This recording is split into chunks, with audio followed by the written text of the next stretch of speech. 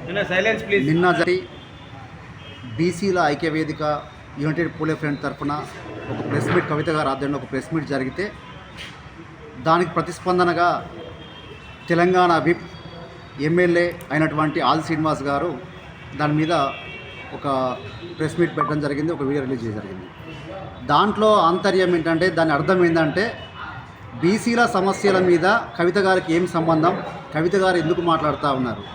నేను మొదటగా దీని మీద వారు క్షమాపణ చెప్పాల్సిన అవసరం ఉంది. అంటే బీసీ సమాజం భారతీయులం కాదా, తెలంగాణ సమాజం కాదా, మాకు భారత రాజ్యాంగం వర్తింపజేయదా, బీసీల సమస్యల గురించి పోరాడడానికి మా వైపు వస్తుంటే మీరు ఎందుకు విమర్శిస్తూ ఉన్నారు.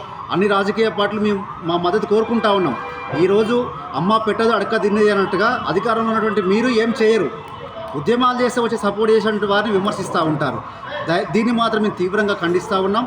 అదేవిధంగా ఒక కవిత గారు అనేవారు ఒక బీసీ సంఘాలకే కాదు, ఈరోజు తెలంగాణ సమాజంలో ఉన్నటువంటి అన్ని సమస్యల మీద పోరాడుతూ ఉన్నారు.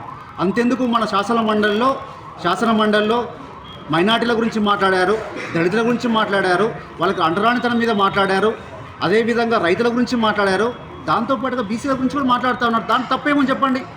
దాన్ని ఏదో పెద్దగా చూపించి మీరు బీసీల గురించి ఎందుకు మాట్లాడతారు, కవిత గారు ఎందుకు మాట్లాడతారంటే నేను ఒక ప్రశ్న అడుగుతా ఉన్నాను ఈ ప్రెస్ మీట్ ద్వారా. మరి కులగణన అనేది రాహుల్ గాంధీ సమాచారం మేరకు మీరు చేస్తున్నాను, రేవంత్ రెడ్డి గారు ఇంప్లిమెంట్ చేస్తా అంటున్నారు. మరి ఆ సమయంలో మేము అడుగుతా ఉన్నాం, రాహుల్ గాంధీ గారు బీసీనా, రేవంత్ రెడ్డి గారు బీసీనా?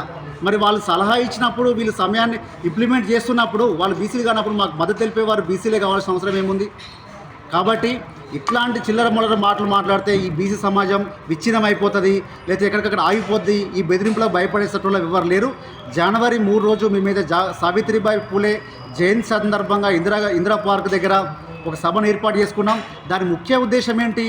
మీ పార్టీని విమర్శించాలని కాదు. మీరు అధికారంలోకి వచ్చారు, మీరైతే డిమాండ్ చేసిరో, ఏదైతే కామారెడ్డి డిక్లరేషన్ చేసిరో దాన్ని తూచా తప్పకుండా అమలు పరచమని చెప్తా ఉన్నాం. అంతే తప్ప మీరు కొత్తగా చేయమని చెప్పట్లేము, కొత్త డిమాండ్ ఏం లేవు. ఆ డిమాండ్కు కలిసి వచ్చినట్టు అన్ని పార్టీలను కలుపుకొని పోతాం. దానికి ముఖ్య అతిథిగా కవిత గారు ఉంటారు.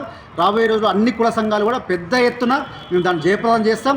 ఇక ముందైనా సరే ఈ రకంగా బీసీ సంఘాలకు అడ్డుకుంటే మాత్రం కబడ్దారని హెచ్చరిస్తా ఉన్నాం.